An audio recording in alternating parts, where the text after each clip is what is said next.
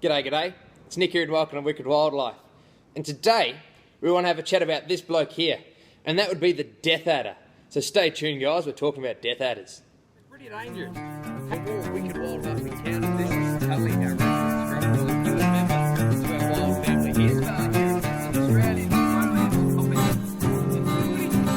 have a look. We've got two different snakes with us today. I hope you have a great one and take care. So the death adder has to be one of the most iconic snakes in Australia, probably because he's so unlike any of our other venomous snakes. In fact, even the name adder actually refers to all the vipers that people have in other parts of the world, Africa and Europe. And this guy isn't related to those at all. He's just, through evolution, taken on a similar form to them. He's actually what we call an elapid, which is in the same family as things like tiger snakes and taipans and cobras. So, adder is just a name. But some of the cool things about this guy, the first one is his strike speed.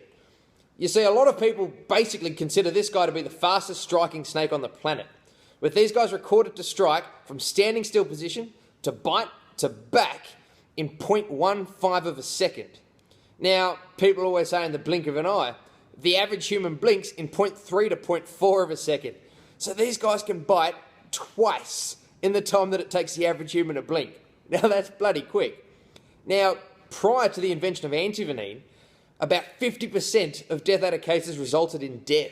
So, luckily we've got antivenin today and deaths are pretty few and far between, but they're not something you want to get bitten by. These guys have a really neurotoxic venom. They basically affect your ability for your body to send electrical messages in your body, so the muscles that are attached to your face goes droopy, and eventually the muscles that control your heart and your lungs moving are what gives out on you. So, certainly not a bite that you want to play with. The other thing is this guy is really the master of ambush as far as Australian snakes goes. You can see he's sort of got this short, fat body. He's not designed to race after fast-moving prey. What he does is he curls up into a ball and he actually sticks his tail out, which is a different colour to his head, right next to his face, and he'll just wriggle it, kind of like a worm. We call it caudal luring. And eventually a bird or a lizard or something will come and they'll see that and they'll come closer and closer, and then bam, that 0.15 of a second, and he grabs that thing, the venom kicks in, and she's lunch. So really fast, really well camouflaged ambush predators. The other thing is that these guys actually have live babies, which is generally something that snakes in cooler climates do, like our tiger snakes and the red-bellied black snake, copperheads.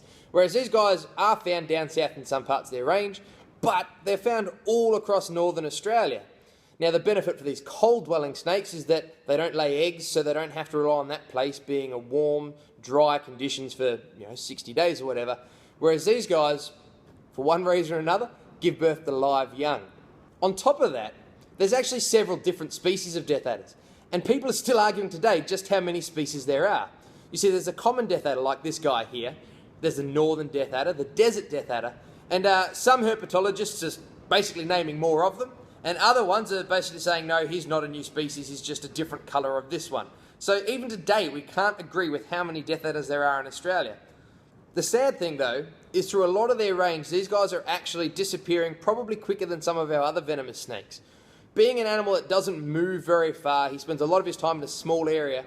As soon as there's a disturbance to the environment, like farming and development, it really affects these guys. His territory is only so big, it's not like he can just move out of the way. So these guys need to be looked after and they need a little bit of help. So all in all, when you put up this caudal luring with his tail and that amazing strike speed, I think this guy is one of the coolest snakes in the country, which I probably say about every snake in the country. But I hope you guys like him. I hope you guys hit that subscribe button in the corner there and share this video around with your friends. There's always more snake videos. There's lizards, possums, crocodiles, the lot. And as always, guys, be careful around snakes. Have a good one and take care.